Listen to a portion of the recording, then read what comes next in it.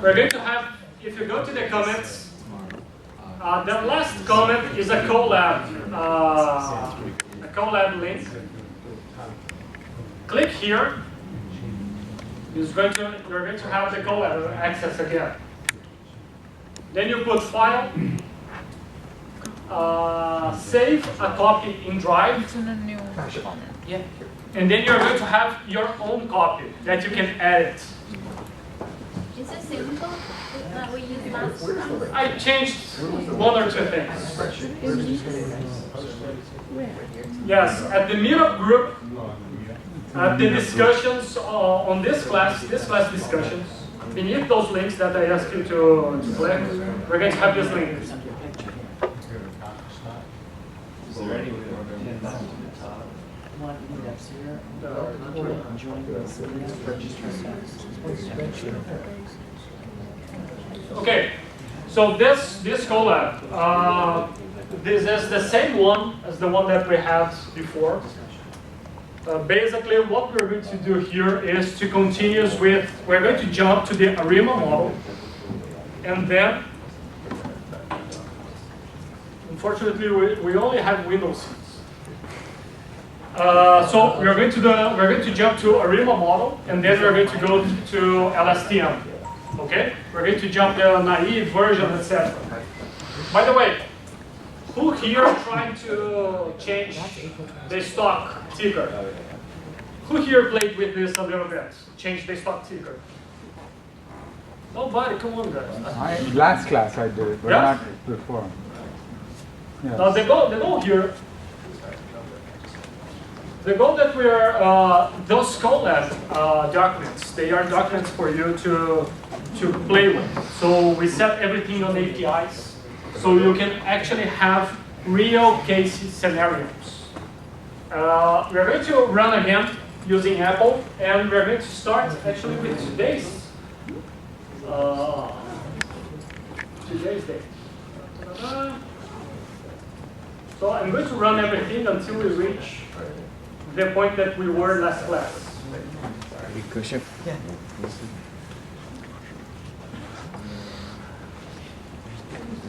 No. You go to events. The first link. Scroll down. See more event details. See more Quick finance comments. is not And this is where it's all at.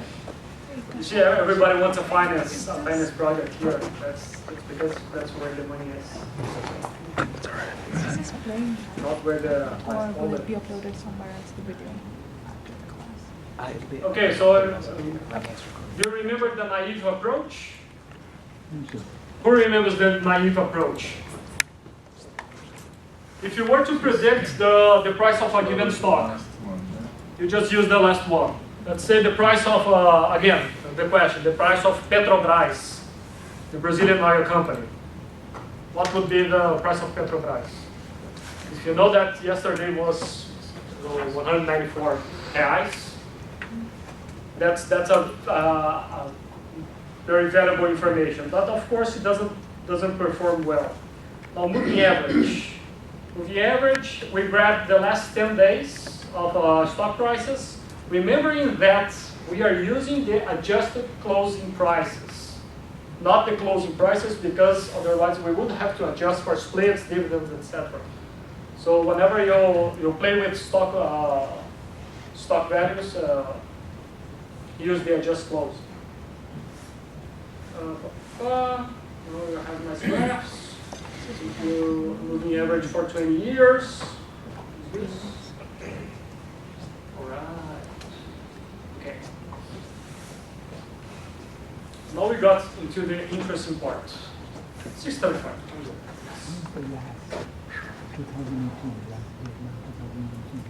Okay, is everybody on the same page? Let me get my marker here. Stationary.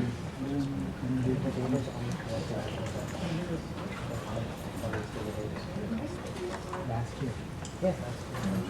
His charts only go to market. Yeah. This library quantity, it doesn't represent beyond. These terms, what is Yes, so that's what we're going to start now. So, stationarity. The idea is this. Now we are going to use one model called ARIMA. Of course, ARIMA, we're not going to get into ARIMA itself too much. We're not going to stay there because we want to use actually deep learning, LSTM. But it's important for us to understand what's happening regarding time series and what was the progress of the thought on how to deal with this kind of data. Now, this model, it requires that the series is stationary. What does this mean? This means that, in average, the series in a given time, in average, the expected value is going to be constant. It doesn't change with the time. So the variance as well is going to be constant. And the covariance between time only depends on the delta of the time and not the place in time. Yes? In English? In English. The covariance, so the first one is clear, right? The expected value of that series is going to be constant throughout time. Does anyone have doubt about that? And please don't feel shy of raising your hand.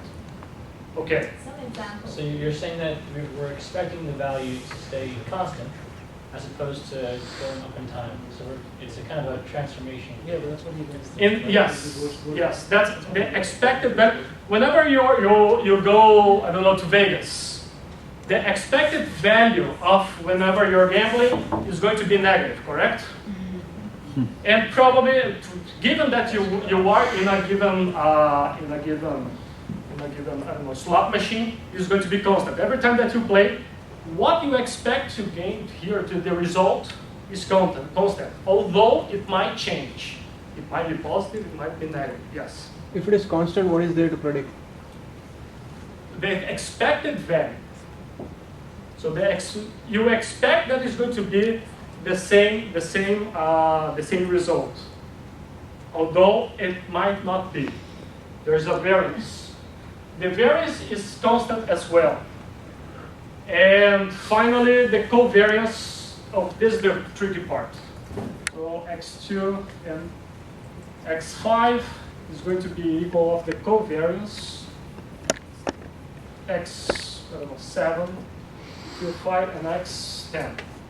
Yeah. So these guys here, the covariance between 2 points of the two series, the series is going to depend not on the time that it is now. Actually, it's going to depend on the delta between the two numbers. Yeah, everybody's looking. Is there an example? Or it may also help to think about, like, what if you wanted to take the stock trend, right, that's going up, and you wanted to level it off somehow to just look at the, so the purpose of an arrangement, right, maybe that's the Yes. purpose of 2 and 2 Let me put this graph here. to forecast a little bit. Let me try to see this rolling mean, but the idea is this. If you are, you saw the price of this stock. Let's put this. That's the price of this stock, correct? Now, this point here, this is going to be the last point here. But actually, as we have this trend, this value is going to be a little bit up because of the trend. You're going to input the trend. Remember, it's last day plus, it's going to be, it's not the last day, it's last day plus the trend. This will be a good forecasting. But actually, what we're trying to do here, and that's the beauty about this stationarity, is that in every single point, you are trying to set the distribution of that variable to be the same. It's not going to change. So the value here at this point, let's pretend that it is a normal between a given number and another number. Let's say 20, and 10. Okay? This point here, if we don't put this variable as stationary, if we were only had trend, this would be a little bit bigger, and this would be between, I don't know, let's say that is 1 up, 21 and 11. Now, what we're trying to do, that's a very, it's like this, but what we're trying to do is, for every single point, this distribution is going to be in the same level. The factor that generates that variable is going to be the same in every single point. Would that, are you implying this trend will be a linear relationship? Sorry? If every, the difference between 2 points are identical, that means it's linear, right? You can't predict the up and down. Yes. Would you like to say? Do you mind if I take a stab at it? Oh, of course. This is not a class. So, by the way, I said this the first class. And Let's share the. yeah, with that, you can correct. I'm probably going to oversimplify it a little bit. Yes. But one of the points of an ARIMA is to understand a bit about. Would you like to write this? Yeah, I'd like to do a drawing. Right, if you're saying that the expected value is a constant, right? If you think about like the equations of graphs that you can play with in math classes, where math was not complicated and it wasn't quite as involved, right? If I'm just a constant, it's a flat value. So if I say y is 4, it just stays steady, right? Right. So this is not a horizontal line. It has an overall trend going upward, right? So what ARIMA does is, I'm super simplifying it, so this is completely distasteful to people that know the full definition. That's fine, but if you look at this, there's a general trend going up, right? There's like a y equals 4x or something. It's tilted. So one of the things that ARIMA can help you to do is to stationize it, or to make it stationarized, which is to flatten it out and adjust some of these peaks and valleys so they can form to a flat shape. So the good thing about that is you can look for individual regions that are unusual, might have more activity than other regions in the time. So if you look later on in the presentation, you'll see graphs that look more flattened out. And basically what's happening under the hood is it's trying to straighten the data into a flat setting as opposed to a tilted one. So you can see if there are irregularities. Does that makes better sense? Yes. ARIMA. And that was perfect. It's not only, yes, it has a question. Oh, so, I'm sorry, what's your name? Oh, I'm Steve. Hi. Steve.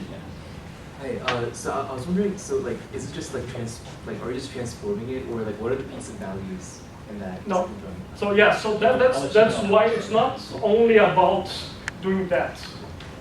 And it's about doing a transformation that you're going to have, as you can see in this graph.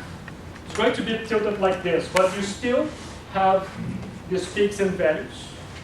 But actually, the peaks and values, it's because the variable, it can take a bunch of different values. In average, it's going to be constant. The variance is going to be constant. But the actual realization of the value is going to capture this movement. Does it help with prediction? Yes. Yeah. So why does it help with the prediction? And that's the whole point of trying to do something like this. And that's why the beauty of this and the idea behind this is that what you are trying to predict, and always when we are doing data science, we are trying to predict the patterns behind the data. In this case, what we do whenever we stationary, the series becomes stationary, is that in every single point, the factor that generates that data is the same. Is this graph t at error of t versus minus t minus 1? Yes, so how that's a question of how you can get the data to become stationary. I'm going to get there just 1 second. Because there's an econometric interpretation of that as well.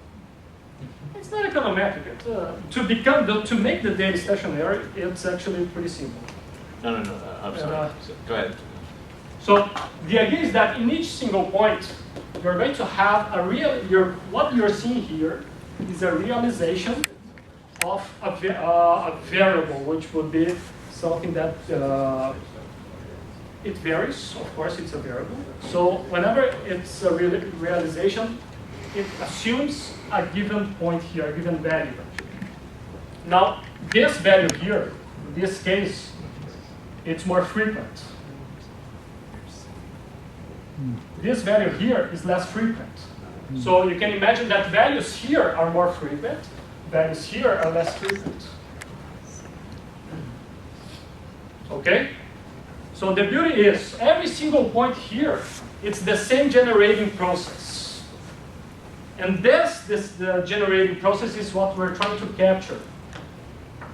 As it is the same and we have a lot of realization, we have, in the end, a good database for make predictions. I think that's it. Kind of normalize it. Yes. Yes. Getting rid of the peaks and valleys. Yes. You can say that we are trying to make it well behaved. I think this would be a good way to put it. Okay?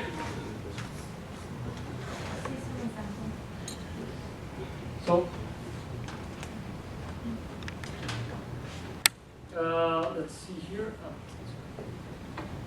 So, this, let me come here. Now, I wanted to do this, but actually, the beautiful thing is we have something that we can use to test if the series is stationary or not. And it's just a function. It's called the ADF function. And I did that for you already here. But basically, let me see, how would you like to explain this? Close.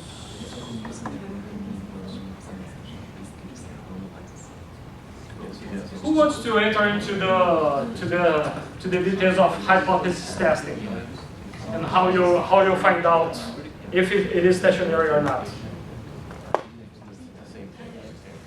Basically, this value here is the p-value. Remember, if p-value is low, HO must go. That's a nice way to remember it. HO is your null hypothesis. In our case here of the ADF, each test has a null hypothesis that you have to memorize. So in this case, in the ADF test, the null hypothesis is that it's not stationary. So you want to reject that. You want that it is stationary. So you want p-value to be low. This is the ADF test for the adjusted close price. It's too high. By the way, low is 0.05. Put that as a rule of thumb. What's the situation you're describing as the null hypothesis? The null hypothesis is that it's not stationary. What is yes. stationary? Stationary is whenever. Stationary around that big line? Yes, stationary is when every single time the process that generates the data is the same. So it's when you kind of detrend and eliminate some stuff. So you have the picture on top and you have the picture down below. Is that? That's the raw Is this picture. the shaker, the thing that just got hidden below? Is that the jitter around the red line? Yeah, so this is without doing, I'm testing if the series is stationary or not. And I find out that it is not stationary. That's the result here. Oh. And then I say, look, I'm going to do some transformation, just like a normalization at the series to see if I can make it stationary. One possible transformation is taking log. That's one possibility. Usually, when you take log of some series of some data, you are reducing the variance of the data you're thinking. And we do that, we have the graph here, the result, but actually you still have a high p-value. So the log transformation didn't help much. And finally, we do the diff. Now, usually, you have 3 transformations that you make into a database to make it stationary. First, you take logs that, whenever you take a log of a series, you can explain in terms of percentage that series. If I do a lot of different transformations, I lose the meaning of the variable. I might have a variable that is stationary, but I cannot understand well what that variable means. If I just take logs, I can think of, if I divide it by the logs, I can think of it as a percentage instead of a real number. If I do difference, and that's the case, I'm taking the stock price, my stock adjusted close price, and subtracting by the previous day. The first difference makes sense. It's just how much it grew or decreased, right? So this usually is the second thing that you, or the first thing, it depends on what you're trying to explain, that you're going to try. Let's see. I have a question. Yes. How do you get the p-value? Sorry? How did you arrive at the p-value? There's a test for that, the ADF test. And there's a theory behind that. Okay, but I'm not going to enter that, but is it basically... significant enough to 0.9? Is significant enough? No. You have to reach, well, the goal here of the p-value is to reject or to not reject the null hypothesis. If the p is very low, you reject the null hypothesis. So it's just a boundary. And very low, usually you use 0.05%. You can use 10% as well, but this would be a little bit loose, or 1% you would be very strict. So this would depend on the case that you're trying to make. If you are in a situation where you cannot, now, I'm not going to enter this because I would have to enter into type 1 and type 2 errors. Okay. And that's not exactly the goal here. Maybe on the, where's that? On the fundamentals. The p-value is basically the percentage that you're incorrectly rejecting the null, right? Yes. So for those who are the first time that you are here, we have classes on Wednesdays that deals with building the algorithm, the more technical and theoretical details of that. Usually this class is more to how to build a project using time series, using AI in some given field. And then we get into a final model where we are going to build a startup on top of that. But moving forward, that's a very good question. All right, so good news. If we take just the first difference, we reach into a very low p-value, which means that this series, the series that captures if the stock is growing or decreasing, is a stationary series. Now we can move forward to ARIMA, because the input of ARIMA is a stationary series. Questions? Someone understood something? What's the range of a p-value? Less than 0.05. What's your auto use? This one, by the way, e minus 29 is divided by 10 to 29. Okay.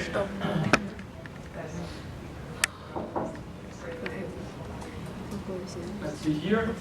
Now I put it together here, a function for you to run the ARIMA. Look.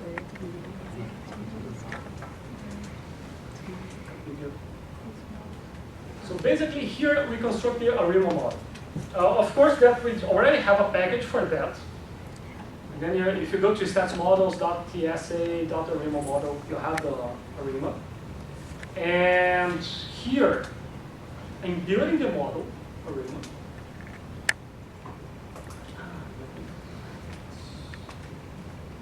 And I chose 2 legs and 2 error terms. And I'm doing the first bit. Do we have the rhythm? Yeah, it should be right there. No, it's in front of you.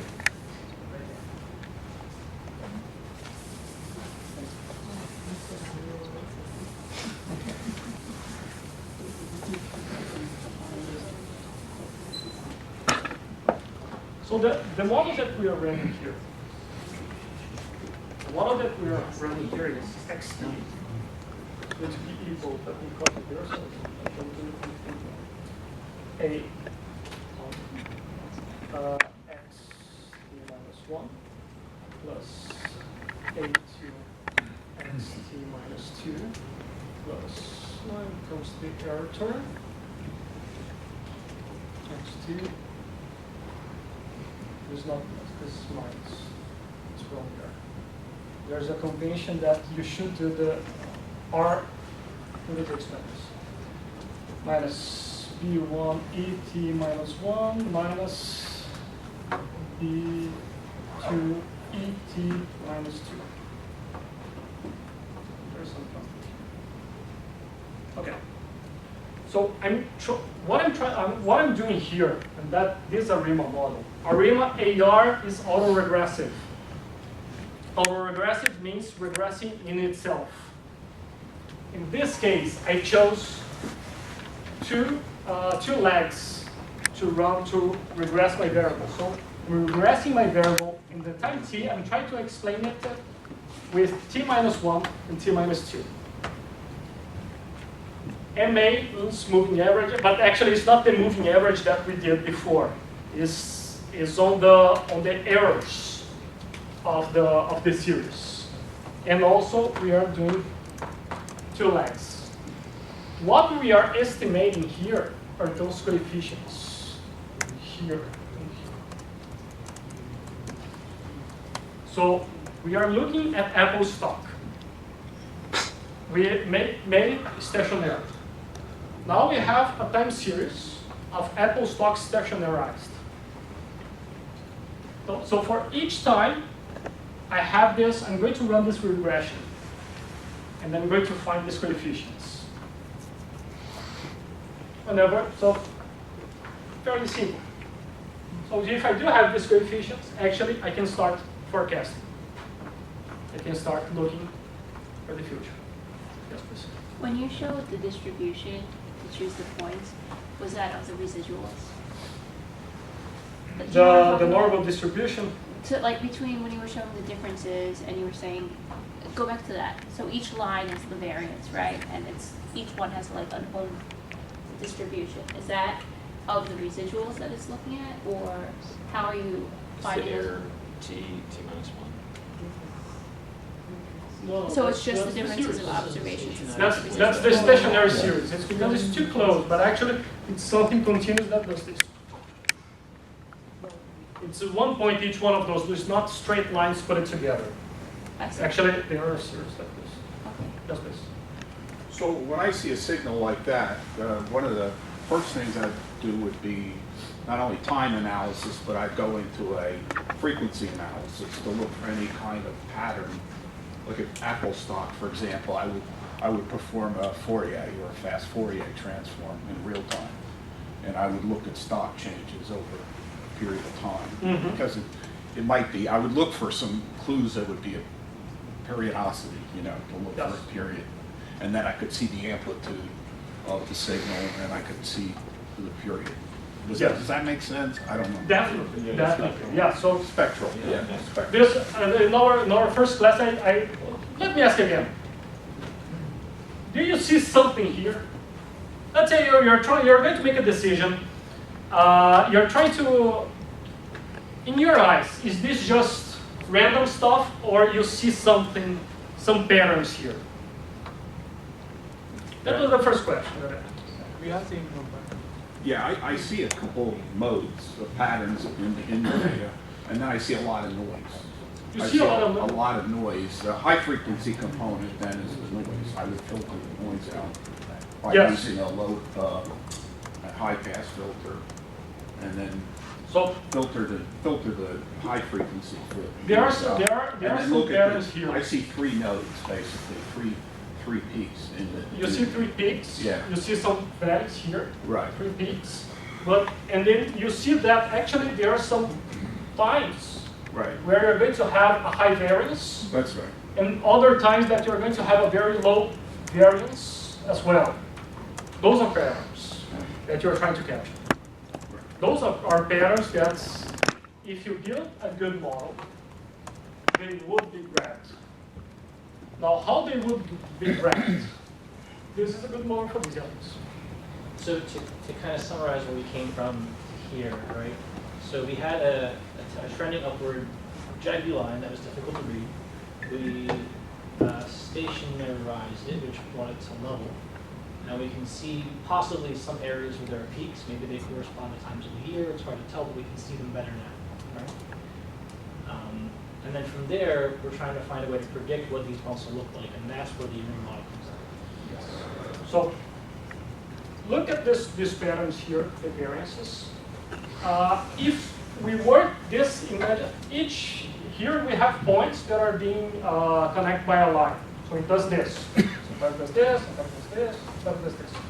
If we were to add some trend, we would have if we were to add the previous date, because we did only one difference and we reached here, we would have the previous series. What is represented here is the factor that generated the stock value price is the same one in each single point. What the stock price looks like is the price yesterday plus the factor that generated it. Yes? Did we just take a difference or did we take a log difference? No, I took the log, it didn't work, then I took the first difference, it worked. If it hadn't worked, I would take the log of the difference. And if it wouldn't have worked, I would take the difference of the difference. If you go further than that, basically, you are losing the power of your model of the results. You're going nowhere. Yes. So basically, if I understand this correctly, the 0 means your predicted and observed value are identical. Is that right? In predicting, sorry? The model predicted value basically maps observed value. So therefore, you have a 0 line, right? So if it's not, and then you Yes. see the unbalanced. So in other words, it is residual, right? Yes. It's expected that. It is the residual, but I'm not saying that the residual here, in this case, is going to be a normal it's going to be a normal distribution in the 0. No, it's the difference between predicted and observed. Okay, so that's stationary. So we did the Arima model. The Arima model is this one, and we found these coefficients here. And now we're going to make the prediction. Okay, so here we have the previous series, and we have what the Arima model predicted as the price. Ram is not here, unfortunately, but last time he mentioned, look, there are some models that actually grab this variance. So this model here seems to more or less, it's there. There's something there. I wouldn't put my mind. Yeah. So is it possible to go from this stationary, predicted stationary version back into the tilted reality version? Right? So is it possible to transfer back? As we did only one difference, this way we can do that. We can do that. That's the problem. Whenever you try, to do a lot of transformations to make it stationary, then it's very hard to. It's not hard to go back, but more than that, it's hard to understand what's happening with your final series. Are the coefficients informative at all once the model's made? Yes, yes, because you're going to see who is most responsible for the prediction or not. Actually, but nobody asked me this. Probably someone will. But how did I came up with those two numbers, two legs and two legs here? You have a methodology to do that. I didn't want to enter here to the methodology because we would spend a lot of time instead of going to LSTM. But basically, you have the autocorrelation function. If you do, it's called ACF, and it's a package. It's pretty simple. Just put the series there, and you're going to have in the end something that's going to be like this. You do this one, and you're going to have something like this.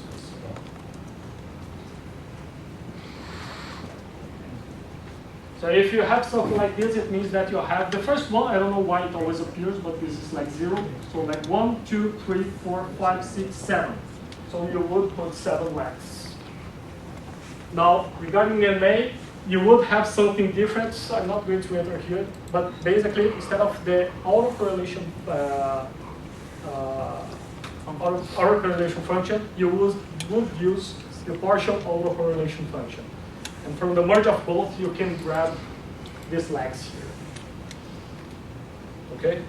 But in a nutshell, the idea here from our first class and this class is to have an understanding of how all those filters, everything the common filter uses this, some sort of the combination, moving average. You're not going to escape from that. Yes, please. Yeah, I agree with you. I think you start with the moving average, which is a form of integration, and then you'd see the signals then would start appearing, and then as you run a series of autocorrelations, the signals would obviously come right out of the noise. And that's just from. I spent a lot of time looking at signals and going between time and frequency domain. That's perfect. Yes. Yes. So to get the just to summarize, like to get the parameters for ARIMA, you would run both ACF to get the AR and then the PACF to get the MA. Yes, but the ACF is pretty simple to use. But the partial autocorrelation function, usually it's going to be something like this. You're going to have one up, you're going to have one down, one up, one down, one up, one down, one up, one down. Let's say that you have something like this, those are times. You would, from here, you would see some seasonality if this pattern happens. So there are a bunch of patterns that you're going to find, and each pattern has one significance and one way to put this, as it is a finite number of patterns. In the end, you grab everything. See, it's not that difficult at all. It's boring. And if you start to think about the actually unitary root, which is actually the mathematical meaning of stationarity, those numbers here, they have to be. If this number here is larger than 1. You can imagine that you do that for the first one, the second, the third. As you are multiplying by something larger than 1, you are exploding this. So usually that's why you need stationary series to input here, because those numbers has to be between 0 and 1. So the series is there. And you have predictions. Yes? Can any data be made flattened like this, or are there series which cannot be flattened at all? If you have series that are going to be, you're going to input there and they are going to be flat already? No. I'm saying, is there is any series of data can be stationarized like this, or? No, it can definitely, but sometimes you have to do so many transformations to the data that basically it loses the meaning. So at what point do you discard that? So if you do the difference, the first difference, and then you do the difference of the difference, and then if you do the difference of the difference, at some point you're going to get that. Okay. But so I mean, if you do after the second difference, basically it's better for you not to use this series. Okay. So unless you have other series that are going to be combined trying to predict. So it's like a more than 2 or 3, this operations means actually. 2, more than 2, Forget about it. diff and diff and diff. So Different diff, that's are it. there other techniques for those kind of data other than this? No, if you took the diff and diff, that's it. You're good. Alright. Yes. I was just going to say, I think one of the benefits of doing this, or the deep learning version, is the fact that it will pick up non-stationary data, non-stationary variances very well. I mean, that's, but you don't do Oh, all that- this that's- before you yeah. feed it in, right? You just give it the raw data for the normal transformations, and it picks it up. In fact, if you transform it to be like a Riemann model or whatever, it doesn't work very well. But if you leave it alone, let's say you have something that oscillates and the amplitude gets bigger over time. It's like a textbook example. So the only thing I'm aware of is you're taking derivatives, so you need to have a continuous function, right? So if you have a break, Okay. then you So- have a derivative. I'm not going to run the model because it takes some time and we will lose some time, but basically, not in the result, we use the mean squared error for the level of error of our model, and we have 2.8. Remember that beforehand, we were having 5 point something with MA. MA was 10 point something, and the previous day prediction was 5 point something. So this model is an improvement. MA. Now let's move to LSTM. Yes.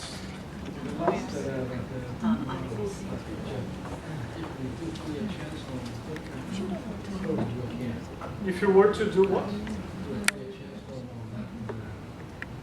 Which? Yeah. If we were, if we were to transform it again,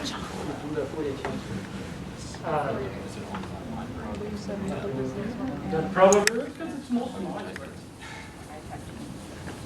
Adam, if we were to do the Fourier transform with there, would we grab some? That's the question.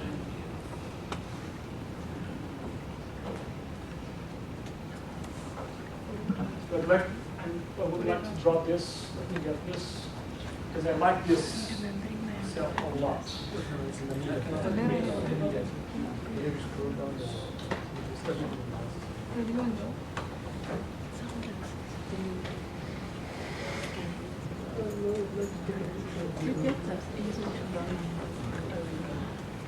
I'm going to draw here. Now let's go to the LSTM part, which will become interesting. How? Let's see if I can. I will draw a different. Okay. Before that, we have time. Yes, we do have 7 minutes. Who understands deep learning here? If I draw this.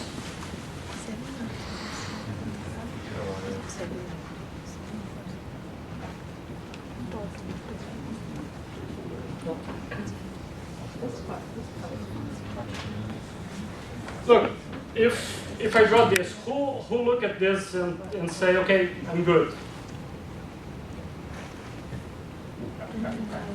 Everyone. I mean, for that, everyone. Someone still have doubts on this? No?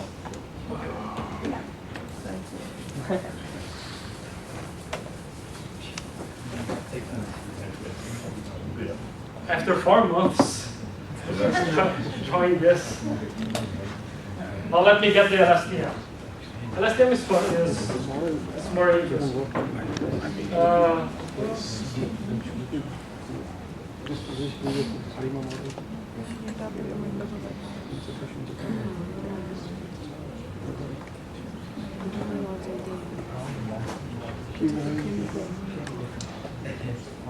I have a drawing here that's going to make things easier.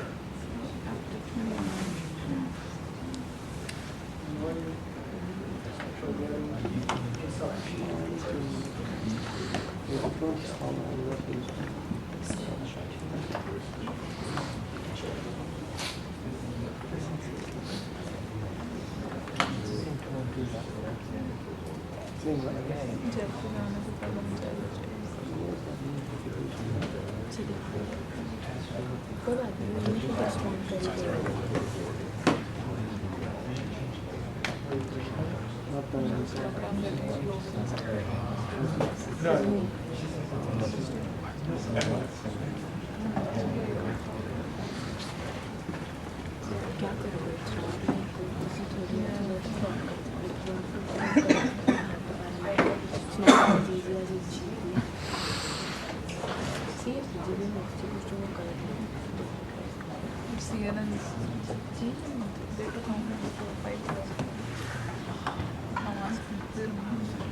So just a final piece here.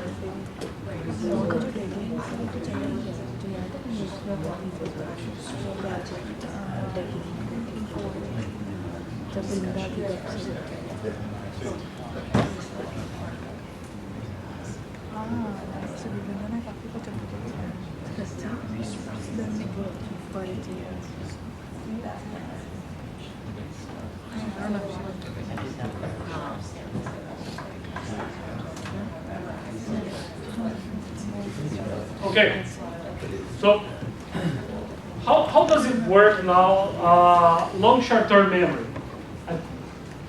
You have a class of deep learning algorithms called recurrent neural networks. What does this mean?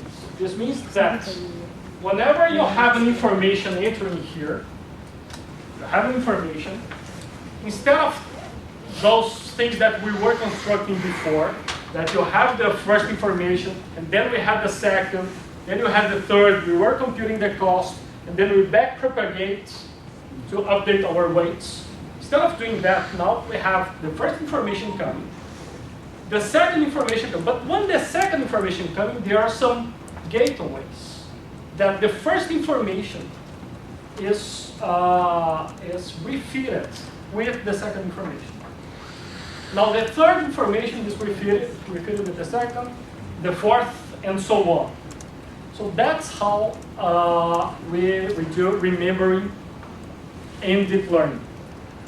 The most simple way to do that, forget about these three things here. So we would have something, an information entering here, the model. This is the model. And basically, whenever you will have a prediction, the information flows back and the new information enters, and both of the information enters here. And so on. It's the most simple way to do that. So that's the most naive recurring neural network. What would happen in this case? As we have this function, this usually will be a 10H or a sigmoid function that will make those numbers here well behaved between 0 and 1 or minus 1 and 1. This previous information will be forgotten quickly. So if you want to remember long-term patterns, maybe you have seasonalities that you want to grab or something like that. This simple model wouldn't work. Now, in our case here, we are trying to make a stock prediction. We have daily prices. Let me put here. As we've seen, it's yes. So, excuse me. Sorry, what's your name? No. Joe. Hi, Joe. Vinicius. So, Joe, you mentioned that you were looking at patterns. When I saw this for the first time, I said, look, we're talking about here, so this is Apple. So 2001, 2011, 12, 13, 14. I might be wrong here, but I would say that there's something happening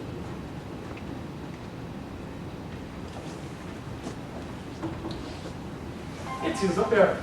If I had more historical price, this pattern, it might be a pattern that actually confirms itself. I would say that maybe Apple nowadays is in a high price.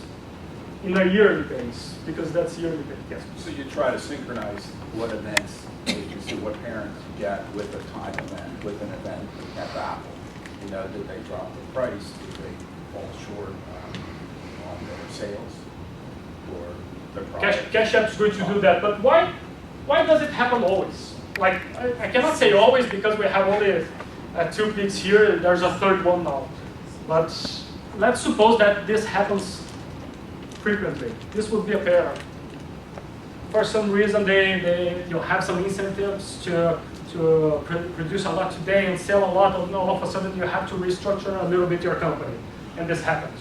Now, if, as we are dealing with daily prices, and this is a yearly based, this here, only this part, wouldn't capture these long-term patterns. It would forget immediately. This capture, I don't know, 4 days. Now, LSTMs are usually used in a scenario where you want to do speech recognition, building, writing books. We can do that as well. We almost built a notebook on that today, but we didn't have time. And we have actually, Joe, you presented this natural language, right? So Joe made a presentation on creating a text using LSTM. Which author did you use? Sherlock Holmes. Sherlock Holmes. So he grabbed a bunch of Sherlock Holmes texts, and you predict character or word? Character. So you see, that's beautiful because he used not words but characters. Each character he put in a sequence, and he put an LSTM model, and he tried to predict next, and next, and next. And all of a sudden, it starts to grab patterns. Now those patterns are grabbed here. So this first one is called ignoring, this one is forgetting, this one is selection. How does that work? Let's use the characters example. Let's put words that is going to be easier to find some patterns. So let's grab 2 sentences. Joe, 8, apple. Let's use this, an apple, but let's use apple. Now, whenever we put here, let's say that we have a bunch of sentences like this, exactly like this, just a variation of names and a verb in the name, in the middle. Now, whenever you put a word entering here, this guy here, this is a deep learning. This also is the same, is a similar framework, a bunch of weights that you can update through backpropagation, and so on. So, whenever you put the first word here, Joe, after these have been trained in a lot of sentences like this will understand what you will have to ignore. Basically, you're going to put the whole sentence. It's going to be, you want to predict Joe. So you're going to ignore things that are farther. You're going to have an algorithm that is going to forget information. And you're going to have an algorithm that is going to select the word that you're going to use. Remember that you are feeding back the previous word. So let's say that the previous word was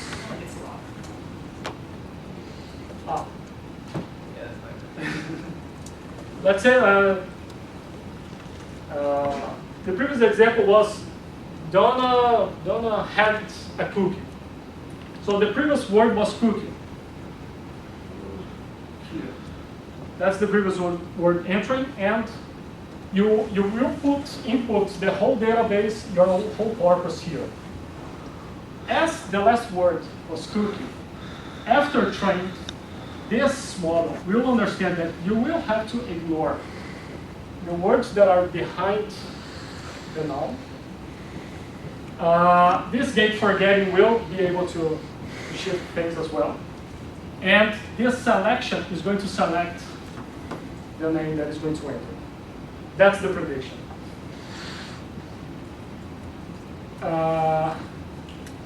Remember, I'm inputting the corpus here. Cache it. Yeah, so one possible way to think about this, adding on to what Manisha said, almost think about it like a waterway system. Like each of the gates, it's like the data is in the flow of the water, and the frigate gate, like, you know, you're draining the water, the slug gate, you're like, it's like all rerouting the water in a particular sense. So that's the analogy that I generally make when I talk about these. But these gates, you can like physically imagine them as actual gates, which the flow of the data and the processing of the data, how that's being, you know, what data is stored, what data is lost, etc. So it's just another way to think about it if it's a bit confusing. As we have, the LSTMs are good because we do have some complexities here that it's not only about the words that he's trying to predict, it's about how the words are set here. So this whole kind of algorithm understands that words after, it would classify this as 1, 2, and 3. It would cluster these words like this. It doesn't know that this is a proper name, this is a verb, and this is a noun. It doesn't know this, but it would cluster like this. Why? Because he would use this ignoring and forgetting the selection tool. This is the idea behind LSTM. Now, it will grab not only, it not only makes the prediction of tomorrow, which we could use only the recurrent neural network, but it tries to grab some patterns that lies within some certain chunks. That's the difference between a simple recurrent neural network and an LSTM. Adam, you're going to have a class on this next Wednesday, or this Wednesday. Yeah, this Wednesday. So this Wednesday, Adam is going to have a class on how to actually build this. We're going to use NumPy. Okay, so using linear algebra, which is beautiful. And from that class, you will understand how you create these gates, how you're going to make the probability of forgetting actually you train that. It's going to be fun. But in a nutshell, that's it. And LSTM is a more complicated framework for remembering long-term relations and also short-term relations. Okay? More or less okay, yes, please. So if we go back to Apple, so we say the central concept of LSTM is the memory, cell memory. Yes. It remembers something. And so let's say Apple launched something last week, Monday, and stock price went up. So it's, went up. First day announcement, it just jumped 20%. Second day, investors like the announcement, it's still going up. But towards Thursday, it started to level off. Friday, this little movement. So you say, okay, I want to predict what the price is going to be on Monday, all right? So you have this information going back to Monday and even the week prior. You know Monday was a big event, so that's where the price. Mm-hmm. So you're saying LSTM, what it does is, on Friday, you already have the information, you have that context that something happened on Monday and it went up, but kind of level off on Friday. So what will LSTM give us on Monday? So it's saying, well, I saw the price going up, but I'm not really going to remember that because the last state I saw was that the price leveled off. So I will take that to consideration, the price going up, but I'm not going to put so much weight on that trend. But the last state was it leveled off I'm going to put much weight on that. So, and then I'm going to combine that information because I'm going to keep that information for Tuesday's prediction.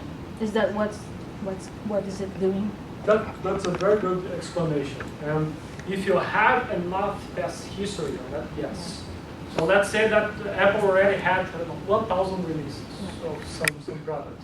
And usually the behavior, the release happened. Okay, let's use this as an example. Let's suppose that this here is the release of a product. It was released here. And so it was released here, okay, here. People got really excited. But actually this kind of overpriced. And people say, no, I'm going to realize this earnings. So it drops. But then again, people say, oh my God, but the product is actually good. Goes up and then goes down. And all of a sudden, out there, here we're going to have a release. Again, have a release, go up. If we have only this data, it would predict that it would go down. But remember that this happened almost 1 year before that. So it remembers 1 year before. But it will forget it. It's not only looking at the next the days before. So it remembers this kind of pattern, long-term patterns. It will remember patterns in the middle, depending on the size of the network that you're going to build. But it will grab a bunch of patterns. The most important one to diminish the loss function. If you have enough data, you're going to grab every single pattern. And when it repeats itself, he's going to say, look, this pattern here looks like this one, so probably this is going to happen. Now, there are some patterns here that we cannot see. That's why using an algorithm is so good. So that's the idea of using LSTM math. Yes. What remember becomes important. So you have here this cell here, the forgetting cell. It shows what you're going to remember, what you're going to forget in that situation. Remember, I'm going to do an analogy here, and I would like to use CNN to make the prediction on those on images here. Yeah. But like a technical analysis, I would love to do that, and I think it would work for this reason. Let me remember on image recognition. Let's say that I'm going to try to put in a nutshell. Let's say that this is an image. We have like, I don't know, I'm going to try to draw something here. A person.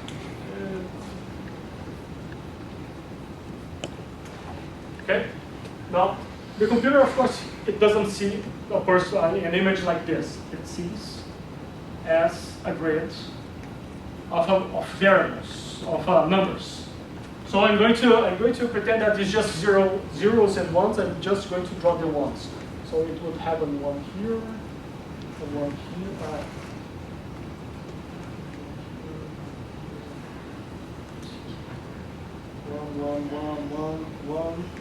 One.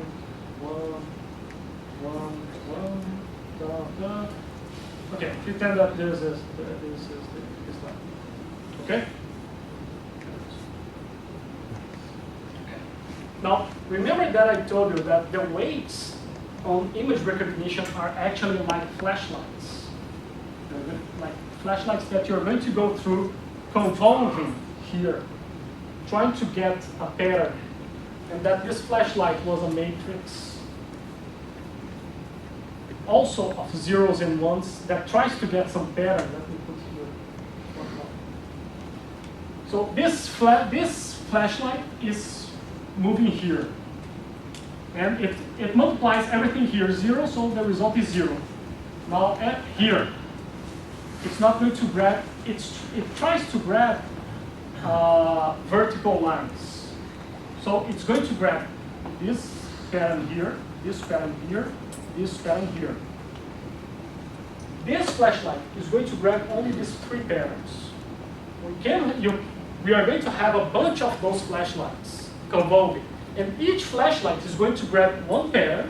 Until the end, you'll have an algorithm that is going to recognize these pairs, everything, because they have a series of flashlights. The same thing here. We're going to have the LSTM cells. We're going to have a bunch of those. And each one of those is going to be responsible to capture a given pair. And those patterns is you're going to forget, you're going to remember, and the whole algorithm is going to be able to capture a bunch of patterns. The pattern might be a long-term pattern. It might be a short-term pattern. But you're going to be grabbing every pattern. That's the idea. It makes sense? It might be a pattern, might be long-term, might be short. It might be long-term, medium-term, short-term. If you have a good algorithm, a well-trained model, and of course, if the patterns exist, it might be just random information. Might be the case. If it is the case, there are no patterns. But if the patterns exist, it's going to grab. You surely don't have short-term and long-term, right? It's only short-term. No, you're going to do a short-term prediction. Yeah. You're going to do a short-term prediction. But the prediction that you're going to make, actually, you're going to see the pattern that is happening right now. And you're going to see, look, did this pattern happen last week? I have some cells that are going to capture that. No, that pattern didn't happen last week. And last month, there are other cells that grabs this kind of pattern, monthly patterns. No. And 2 months ago, there are cells who grabs patterns from each 2 months. Oh, it does. Also, I'm going to use those patterns to make the prediction.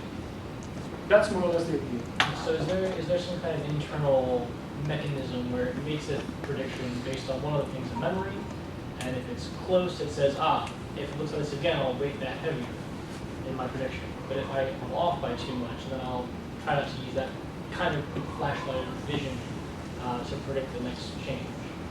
If there's as it learns, that's what it's doing, right? It's saying, I think this is a short term, I want to make a prediction, and then it sees how far it was off, and it says, okay, maybe I should have picked a different type of prediction. And then that's how it learns. That's perfect.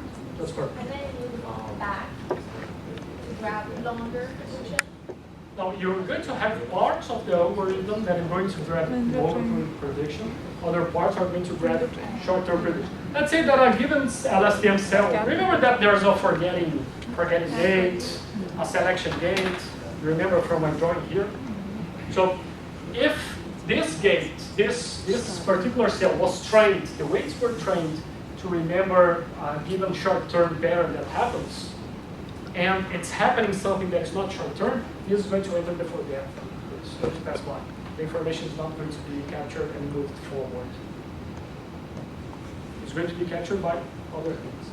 This kind of algorithm grabs patterns. Remember, every single algorithm grabs patterns. If the pattern doesn't exist, there's nothing we can do. And usually, so that's the sad story here for those who thought that we would leave here with a very good stock prediction model and everybody's going to make a lot of money. The answer is yes, actually. Look, not just kidding. I got one. All right. I got the answer to that problem. So that's the idea. But now we are going to yes, and actually we have here. If you go down a little bit, probably we're going to have to run the whole thing. But let me show you how you build. Okay, building a model is actually very simple. Very simple. Since we are using this package called Keras. Basically, you are adding layers of LSTM cells. You have to put your input in a certain shape, and I'm going to show you on Wednesday how to do that perfectly, but actually it's fairly simple. And again, it's not, remember that data science, it's not about the algorithm itself. Building an algorithm, building a model is very, very simple. It's very simple. The problem is where you can embed an AI solution in your company, in your process, in whatever you are doing. And the largest problem, if you have the data for that. So everything starts with the data. You have the data. Yes, question. So we're talking about short-term and long-term memories. Looking at this code, how do you manipulate? If I said I want to have more long-term memories than short-term memories, or is there a way to go about that?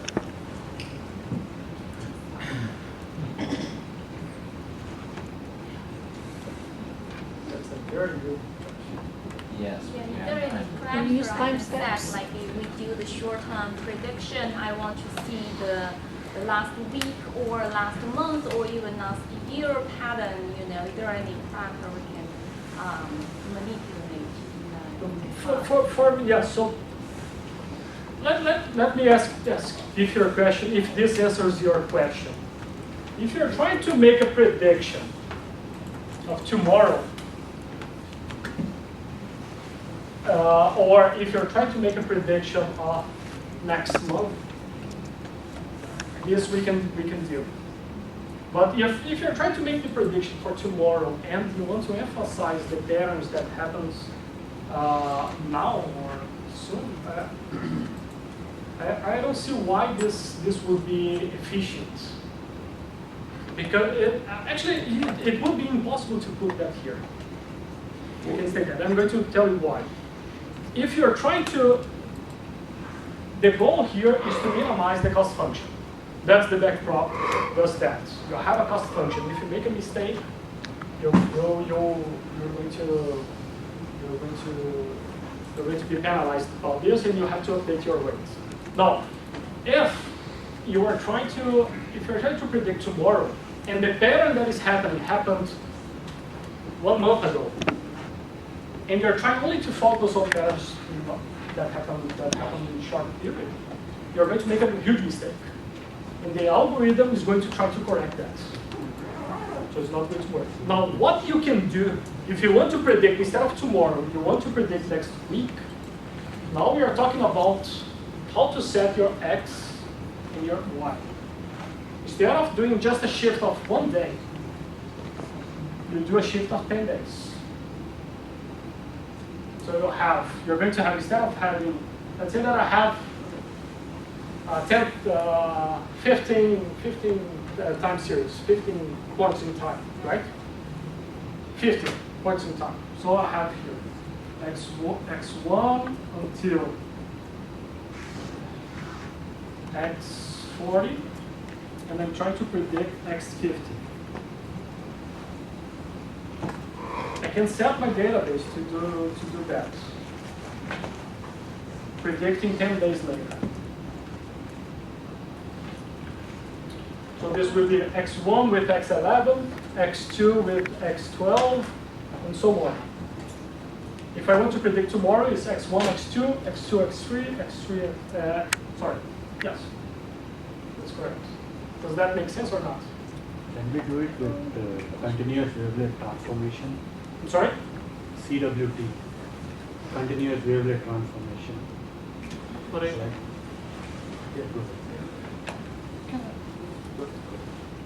Yes, please. Short-term prediction.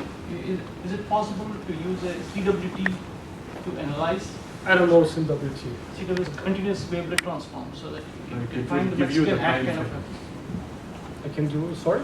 like a Mexican hat kind of a waveform, and then try to predict based on for a short term. I mean, this question is long term and short term, right? Yes. So for short term prediction, it's quite difficult taking a statistical data of long term distresses. So yes. So if you take the short term CWT transforms and we gain what is called the short term coefficients, and then can we use the short-term model as a repetitive model for next year prediction? Look, Yes. Like within time domain, short-term time domain, long-term time domains, you have got various frequency components. And then if I have to predict tomorrow, I get certain coefficients. If I have to predict 1 week and ahead of 1 week, I get different coefficients. Definitely. So So that's the idea here that I'm trying to say. Look, if I want to predict tomorrow, the database that I would input here would be like this. I would put first, let's say, I have to predict tomorrow. So tomorrow is 1 day after. I'm going to use the series that I have until a given day, let's say, until t minus, I don't know, 100. And this would be t minus, I'm trying to predict minus 19, 99. Then this t minus 99, I'm trying to predict t minus 98. So that's how I build my x and my y. I will have an algorithm that will try to make this prediction. I'm going to train in here, just like we do regularly, always. If I want to predict next week, instead of t minus 99 here, I would put a week difference. So this would be 93, not 94, and 92, and so on. I just shift my y for 1 week. Then I build an algorithm that is going to predict what's going to happen in 1 week. I can build an algorithm that is going to try to predict what's going to happen in 1 month. But it's all about how to shift my y. The time that you're trying to predict, you shift your y. The x is the same. So what you are saying is that you based on the trend that you learn from prior data, predict the future trend. Yes. If the trend holds. If not, then your prediction won't. Yes, yes. And now there comes the real question here, and that's there's another most important thing to have in mind. Let me see what time. Whoa. And a very important thing to have in mind. Domain knowledge is key. Algorithms are not going to substitute people who have domain knowledge. Because this question, the patterns that happens here, they are key. If we grab this example of Apple's example, we're going to see that the company changes throughout the time. The patterns changes throughout the time. Why it changed? Maybe the director of innovation changed. Maybe something else changed. Usually in financial market, the fundamentals of the company changed, or the fundamentals of the sector changed. Now, this is something that the specialists are going to input into the model. If you're trying to use this part here that has different fundamentals from this part here, you're not going to grab patterns. That's why when we did the stationary of the series, it had different patterns. So that's the key point here. And this happens for every single specialty. Being supply chain, being smart cities, in electrical companies, pharmaceutical companies. If what underlies the event changes, you cannot use the previous data. Nobody here uses the crisis data to make prediction of what's happening in space because the fundamentals changed. So there are some key ingredients here that are very important to understand, and that's why I like this class of AI, trying to put that into a business concept and not getting to the nitty-gritty of the algorithm itself, because we can have this kind of discussion. And actually, what matters? Where is the value? The value of AI. You have two places where you're going to have, as an individual, where should you invest your time to get knowledge? Should everyone here learn how to program? No. There are those who have to learn how to program. But most of us, we have to understand what's happening behind here, so we can understand where can we apply this kind of algorithms into our daily lives, into our solutions. And then you hire guys who knows how to code a lot. But you know what to demand. That's where the actual value lies. Yes, I'm going to bring some management jargon, which I don't know. But it lies on the protocols. It lies on the processes. That's where it is important. Questions? Yes. Just mention, was you the staff you mentioned Yes. Yeah, so I've programmed over the last 5 years, I've programmed ETF as spiders. Ah, so you're Or 30, I'm up 30%. Really? And for the last 7 years, I was up at least 20. So, but that's on QQQ, that's a spider. But your integration is built in, so your short-term events, like Apple stock, disappears. You know, you're part of the QQQ is IT products. But the integration is done with the sector. Interesting. Now, it's not right 100%, but I don't need it to be right 100%. That's the point. That's the point. I'm making money at 30%, I'm really happy with that. No, that's another point. It's not about the accuracy that you're going to get. Right. It's about the accuracy higher than the one that you used to get. That's the key ingredient here when you're doing an algorithm. What is a good accuracy? I don't know.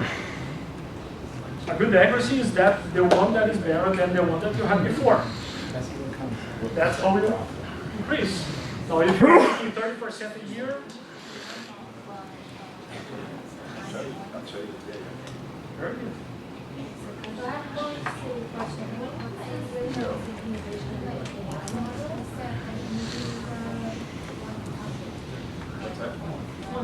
What do you mean by integration?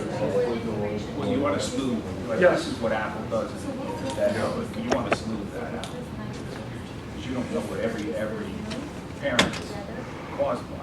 There's too many variables. You can't predict it. Too many variables. Well, it's just, the integration to smooth it.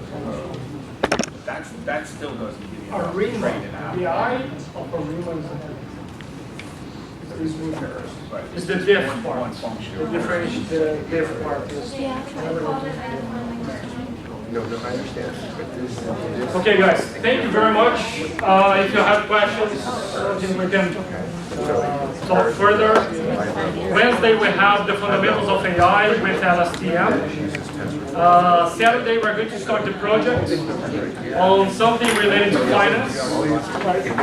And let's do something related to supply chain as well. Thank you very much.